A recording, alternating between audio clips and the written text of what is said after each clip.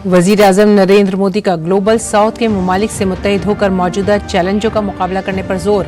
कहा, पिछली सदी में बनाए गए ग्लोबल गवर्नेंस और मालियाती इदारे इस सदी के चैलेंजों से लड़ने में है नाकाम।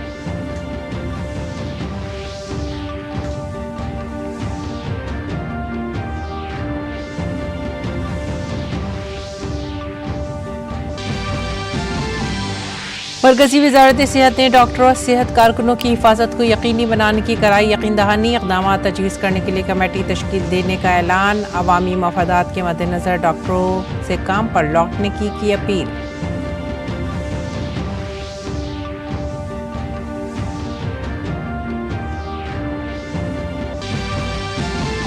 कोलकाता रेप कत्ल मामले पर मुल्क भर में डॉक्टरों की हड़ताल जारी। अस्पतालों में इमरजेंसी के अलावा तमाम खिदमात 24 घंटे के लिए बंद। बीजेपी ने ममता हुकूमत पर इंसाफ की आवाज़ को दबाने का लगाया इल्जाम।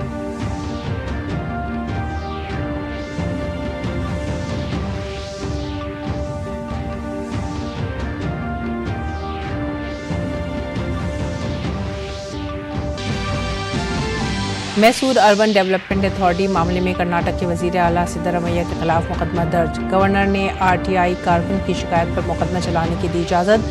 बीजेपी का कांग्रेस पर निशाना। कहा, बदउन्वान वजीर आला को बचाने की जा रही है कोशिश।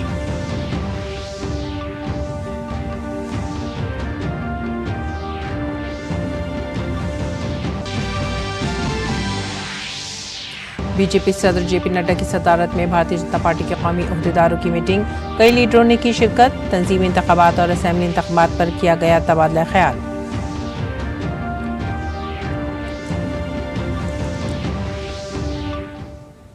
आदाब नाजरीन, उर्दू खबरों में आप सभी का खैर मकदम है। नजर डालते इस वक्त की खास खबरों पर। वज़ीर-ए-आज़म नरेंद्र मोदी ने आज तीसरी voice of global south summit के इफ्तिताई सेशन से वर्चुअल जरिए से खिताब किया।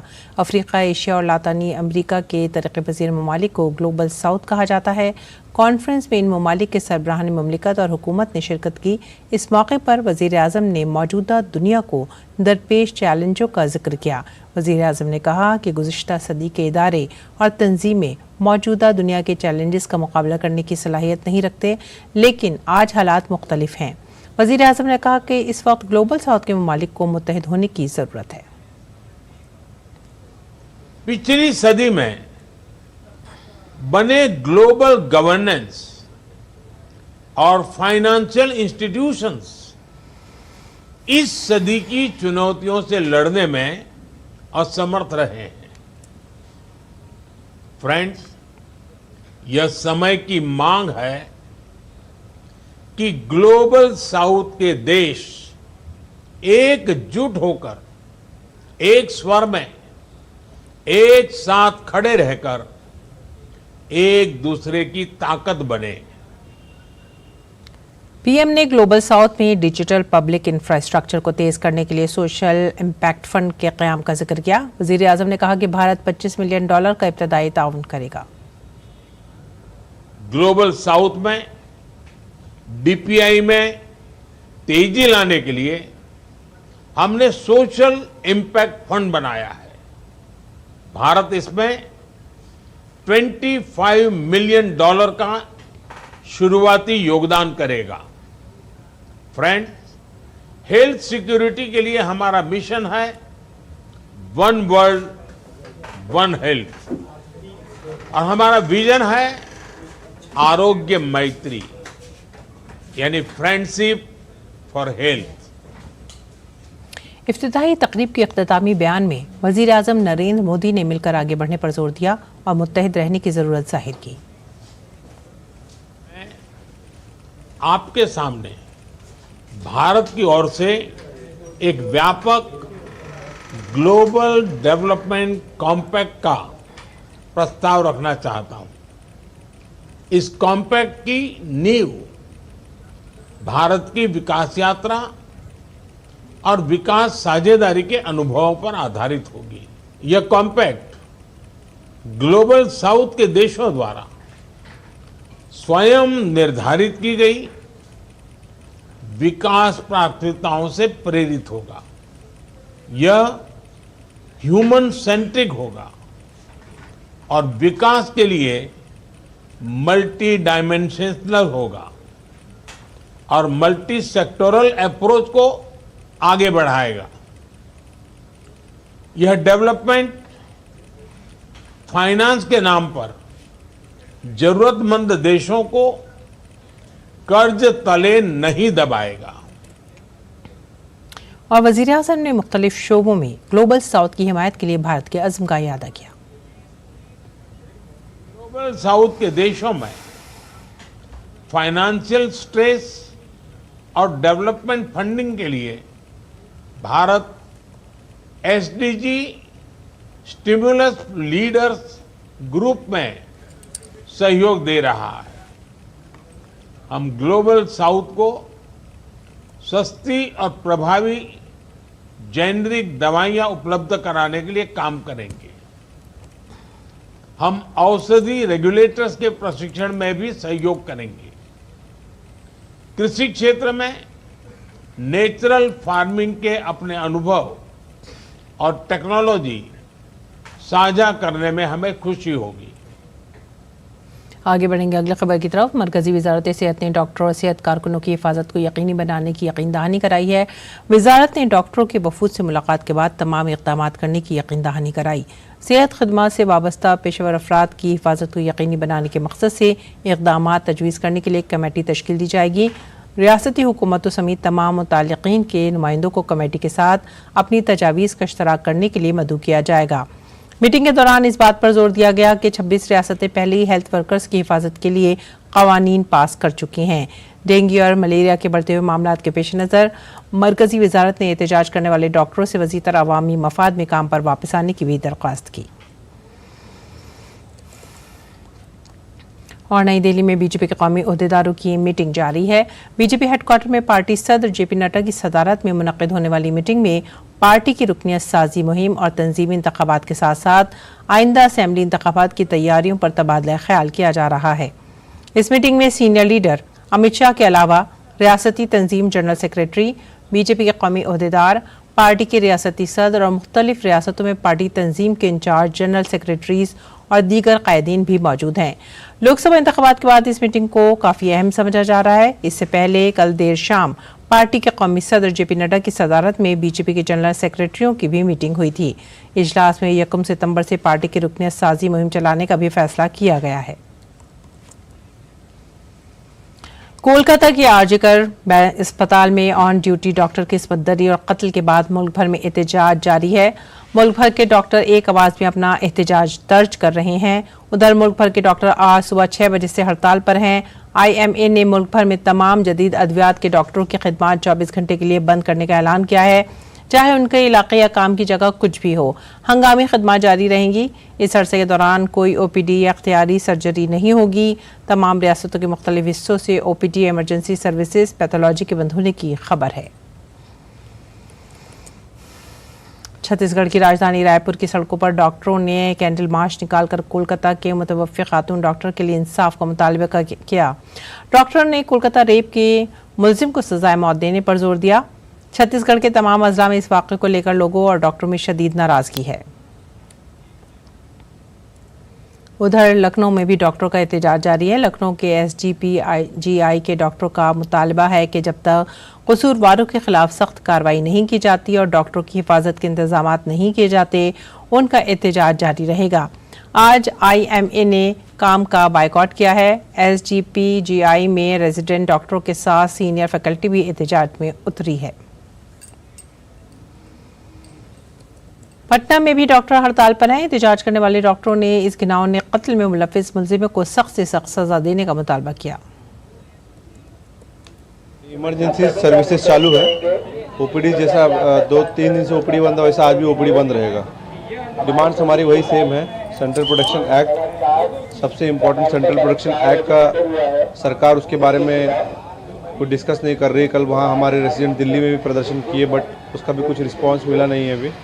तो इसलिए नेशन वाइड प्रोटेस्ट आज भी जारी रहेगा रेसिडेंट्स का। और दूसरी बात है, बात सज़ा देने की, तो सबसे पहली मांग ये थी कि सज़ा दे रहे हैं, लेकिन हमारी सुरक्षा, फ्यूचर में हमारी सुरक्षा के लिए जिससे हम CPA सेंट्रल प्रोटेक्शन एक्ट की मांग कर रहे हैं, हम वो चाहते हैं। उस पर सरकार, सेंट्रल गवर्नमेंट और स्टेट गवर्नमेंट उस पर बात करे। बिना सोए, बिना अच्छे से खाना खाए काम कर रहा है, बस वापस एक ही चीज़ तो मांग रहा है, थोड़ा सेफ एक एनवायरनमेंट चाहिए जिसमें काम कर सके। तो वो भी अगर नहीं मिला तो थोड़ा दिक्कत है ना। बिल्कुल समझ रहे हैं कि बहुत उन लोग को भी दिक्कत होगा, पर ऐसे है कि हम लोग इसीलिए तो इमरजेंसी सर्विसेज पूरा अभी भी खुले हैं। बहुत सारे हॉस्पिटल्स बंद भी कर दिए, फिर भी हम लोगों का इमरजेंसी सर्विसेज इसी वजह से हम लोग बंद नहीं किए हैं। ओपीडी सर्विसेज मतलब कुछ तो हम लोग को साइड से होना चाहिए, तभी लोग समझेंगे कि हम लोगों का दिक्कत क्या है। भारतीय जनता पार्टी कोलकाता समंदरी और कत्ल केस में मगरबी बंगाल की ममता हुकूमत पर मुसलसल हमलावर है। बीजेपी के कौमी तर्जुमान शहजाद पूनावाला ने कहा है कि जिन डॉक्टरों ने आरजीकर अस्पताल में पेश आए हौलनाक वाक़े के खिलाफ आवाज़ उठाई थी, उनका तबादला कर दिया गया है। बीजेपी के तर्जुमान ने ममता हुकूमत के इस फैसले को तालिबानी फतवा करार दिया। इस बेटी के लिए, न्याय के लिए आवाज उठाने वाले 43 डॉक्टर्स को पश्चिम बंगाल की सरकार ने ट्रांसफर करने का निर्देश दे दिया है और ट्रांसफर उनकी कई दूर दराज इलाकों में भी की गई है। This is the Talibani order of the West Bengal government that those doctors who have been raising their voice for the nyay for this beti have been issued transfer orders including to areas which are very remote as if to punish them, to penalize them. BJP के कौमी तर्जुमान शहजाद पूनावाला ने कहा है कि TMC हुकूमत का agenda सिर्फ मुजरिमों को बचाना है। तृणमूल कांग्रेस की सरकार का एजेंडा बन चुका है कि न्याय मत दिलाओ, बेटी को मत बचाओ, केवल और केवल बलात्कारी बचाओ। और इस बलात्कारी बचाओ अभियान में तृणमूल कांग्रेस इतना आगे निकल चुकी है कि आज यह कहना अतिशयोक्ति नहीं होगी कि टीएमसी का मतलब तृणमूल कांग्रेस नहीं, तालिबानी मुझे चाहिए, तानाशाही मानसिकता और कल्चर बन चुका है। भारतीय जनता पार्टी के तर्जुमान जफरुल इस्लाम ने लॉ एंड ऑर्डर के मामले पर झारखंड और मगरबी बंगाल हुकूमत को आड़े हाथों लिया। उन्होंने कहा कि रियासती हुकूमत अमन व अमान बरकरार रखने के बजाय खुशामद की सियासत करती है। प्रदेश की सरकार के मुखिया जो है मुख्यमंत्री ममता बनर्जी और होम मिनिस्टर कौन है, वो भी ममता बनर्जी, और हेल्थ मिनिस्टर कौन है, वो भी ममता बनर्जी है। उसके बावजूद उस महिला के साथ, उस बच्ची के साथ, हमारी बेटियों के साथ, बेटी के साथ जो बलात्कार हुआ और निर्मम हत्या हुई, वो बिना साठ घाट के अधिकारियों के नहीं हो सकते। और फिर मैं कहना चाहता हूं, इतना बड़ा क्राइम होने के बाद ममता बनर्जी का रोल जो है उससे वो पूरे तौर से बेनकाब हो गए। अगली खबर कर्नाटक से। कर्नाटक के वजीर आला Siddaramaiah Mysore urban development authority में मुबैना ज़मीन घोटाले में बुरी तरह से उलझ गए हैं। रियासती गवर्नर थावरचंद गहलोत ने इस मामले में मुकदमा चलाने की मंजूरी दे दी है। गवर्नर ने इस मामले में कानूनी माहिरीन से मशवरा भी लिया था। दर हकीकत इस मामले में शिकायत कंदगान ने गवर्नर से वजीर आला के खिलाफ इंसदाद बदनवानी एक्ट की मुख्तलिफ दफात के तहत मोडा केस में मुकदमा चलाने की इजाज़त मांगी थी। बताया जाता है कि मोडा केस में गैर कानूनी तरीके से अराजी अलॉटमेंट से सरकारी खजाने को 45 करोड़ रुपए का नुकसान हुआ है। सीएम सिद्धरमैया, उनकी बीवी, बेटे और मुडा के कमिश्नर के खिलाफ मुकदमा चलाने का मुतालबा किया गया है। दूसरी तरफ कांग्रेस की सिद्धरमैया हुकूमत गवर्नर पर हुकूमत को गैर मुस्तहकम करने का इल्जाम लगा रही है। बीजेपी बदनवानी से मुतालिक मसाइल पर कर्नाटक की कांग्रेस हुकूमत पर हमलावर हो रही है। बीजेपी ने कांग्रेस पर गरीबों का पैसा लूटने का इल्जाम लगाया है। मरकजी वजीर शोभा करंदलाजे ने वजीर आला के इस्तीफे का मुतालबा किया। मैं मांग करती हूँ सिद्धरामैया ये केस को फेस करना चाहिए, वो तुरंत इस्तीफा देना चाहिए। फिर केस को प्रोसिक्यूशन तो अभी हो गया, जस्टिस मिलने के लिए केस को जस्टिस मिलना चाहिए। लोगों को ये बताना चाहिए मेरे ऊपर ट्रस्ट है तो मैं इस्तीफा देता हूँ एंड केस को लड़ता हूँ, मुझे न्याय मिला तो मैं फिर से मुख्यमंत्री बन सकता है। ऐसे ये सिद्धरामैया ने तुरंत इस्तीफा देना, he should resign immediately and face the consequences and face the case. साबिक मरकजी वजीर राजीव चंद्रशेखर ने भी कर्नाटक की कांग्रेस हुकूमत को निशाना बनाया। Congress would become the loot party of Karnataka and transform Karnataka into a ATM for its party, for its dynasty, for its first family, and for themselves. The Chief Minister of the state is himself embroiled today in a brazen, shameless land grab scam, the Muda scam. And with the sanction for prosecution, which prima facie is based on evidence submitted by activists on this scam, the sanction for prosecution by the governor now leaves open for a sitting chief minister of the Congress government in Karnataka to be prosecuted for crimes and for to be prosecuted against this complaint by these activists. BJP के तर्जुमान संबित पात्रा ने भी कांग्रेस को निशाना बनाया। एक press conference से खिताब करते हुए उन्होंने कहा कि ये पूरा घोटाला 3 से 4 हज़ार करोड़ का है। संबित पात्रा ने कहा कि कांग्रेस लीडरान को गांधी खानदान से हज़ारों करोड़ की बदनवानी की तरकीब मिल रही है, जो खुद हज़ारों करोड़ के नेशनल हेराल्ड घोटाले में जमानत पर हैं। गवर्नर साहब ने सिद्धरमैया जी के ऊपर केस चले, सिद्धरमैया जी के परिवार ने, सिद्धरमैया जी ने लैंड अलॉटमेंट केस में घोटाला किया है, यह स्पष्ट होता है और इस पर केस चले इसकी अनुमति प्रदान की है। आज मैं धन्यवाद देता हूं इस प्रणाली को, इस प्रक्रिया को कि जिसने घोटाला किया है उसे आज प्रोसिक्यूट किया जाएगा, उसके खिलाफ आज केस चलेगा। बीजेपी के रुकने पार्लियामेंट तेजस्वी सूर्या ने कहा कि इल्जामात की नौयत बहुत संगीन है। उन्होंने कर्नाटक के वजीर आला सिद्धरमैया के इस्तीफे का मुतालबा किया। The Honorable Governor of Karnataka has sanctioned the prosecution against Chief Minister Siddaramaiah regarding the very serious allegations he has been facing regarding the Muda scam. The investigating agencies will now have to start the process of prosecution, and needless to say, one cannot expect the Chief Minister to continue in office while agencies that report to him are investigating the allegations and charges made against him. आगे बढ़ेंगे अगली खबर की तरफ। काबीना ने 3 शहरों में मेट्रो की तोसी को मंजूरी दे दी है। इन शहरों में महाराष्ट्र के पुणे और थाने के अलावा कर्नाटक की राजधानी मेट्रो रेल प्रोजेक्ट फेज 3 की तोसी शामिल है। काबीना के फैसलों पर एक प्रेस कॉन्फ्रेंस में हाउसिंग और शहरी उमूर के मरकजी वजीर ने कहा कि मुल्क के 21 शहरों में मेट्रो रेल लाइन की तोसी 945 किलोमीटर हो चुकी है। गुज़िश्ता 10 सालों में मेट्रो रेल लाइन की तोसी का काम तेजी से हुआ है। 2014 तक जब से नरेंद्र मोदी जी की एनडीए की सरकार आई, उससे पहले 5 शहरों में और ये मेट्रो ये शुरू की गई थी, और उसके बाद अगले 10 साल के अंदर अगर मैं कहूं तो उन 5 शहरों में जो मेट्रो थी वो उसकी लंबाई 248 किलोमीटर थी, और इन 10 सालों में और 16 शहर जोड़ करके और 700 किलोमीटर मेट्रो उसके अंदर जोड़ दी गई, जो अभी यानी ऑपरेशनल जो उसका लेंथ है वो 945 किलोमीटर और ये हो गई है। अगर हम हिसाब लगाएं तो अभी 6 किलोमीटर मेट्रो प्रति महीना और इसमें जोड़ा जा रहा है। वाराणसी से अहमदाबाद जाने वाली साबरमती एक्सप्रेस की 22 बोगियां पटरी से उतर गईं। हादसा कानपुर भीमसेन सेक्शन में गोविंदपुरी स्टेशन के करीब पेश आया। हादसे में कोई जानो माल का नुकसान नहीं हुआ है और न ही किसी के जख्मी होने की इत्तला है। इस खबर पर मालूमात का इश्तराक करते हुए रेलवे के वजीर अश्विनी वैष्णव ने कहा है कि वाराणसी से अहमदाबाद जाने वाली साबरमती एक्सप्रेस का इंजन आज सुबह 2:35 पर कानपुर के करीब ट्रैक पर रखी किसी चीज से टकराया और पटरी से उतर गया। उसे नुकसान पहुंचाने के निशानात देखे गए हैं, जिसके सबूत महफूज कर लिए गए हैं। आईबी और यूपी पुलिस भी इस पर काम कर रही है। मुसाफिरों या अमले का कोई नुकसान नहीं हुआ है।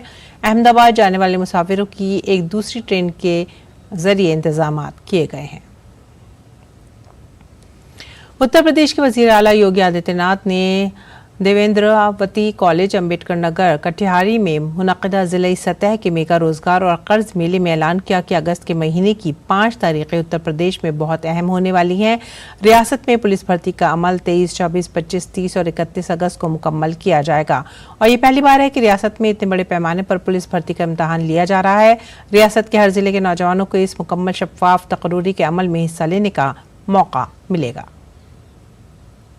पुलिस में 60,000 से अधिक नौजवानों को सीधे सीधे भर्ती करने के लिए परीक्षा होने जा रही है। याद करिए 60,000 भर्ती एक साथ कभी नहीं हुआ। और इसमें भी याद रखना 30% बेटियों को भर्ती करेंगे, जिससे सड़कों पर शोहदों को ठीक उपचार कर सकें।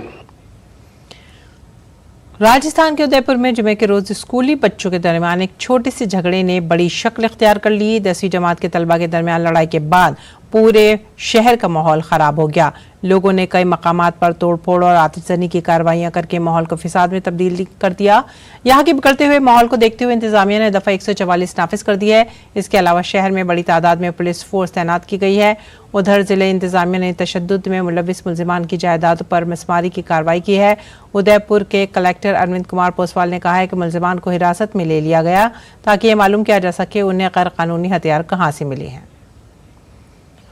प्राथमिकता है वो है कि बच्चे को अच्छे से अच्छा उपचार मिल सके। यहाँ पे जो डॉक्टर्स की टीम थी उनसे राय लेने के बाद जयपुर में बात की गई, तो माननीय मुख्यमंत्री जी के द्वारा स्पेशल स्टेट प्लेन से 3 डॉक्टर्स की टीम भेजी गई है। मैं देख रहा था सोशल मीडिया पे भी अफवाह फैली कि बच्चे की मृत्यु हो गई है, तो इस तरह की मैं आप सबके माध्यम से सभी से आग्रह करता हूं कि ऐसी कोई भी अफवाह ना फैलाएं, क्योंकि आपकी एक अफवाह जो है हमारे शहर में शांति खराब कर सकती है। बहुत सी जगह दुकानें खुलना शुरू हो गई हैं, पूरी पीसफुल है, और शहर की अमन चैन और सौहार्द के लिए मुझे लग रहा है कि प्रत्येक नागरिक जो उदयपुर का है उसका योगदान बहुत ही सराहनीय रहा है।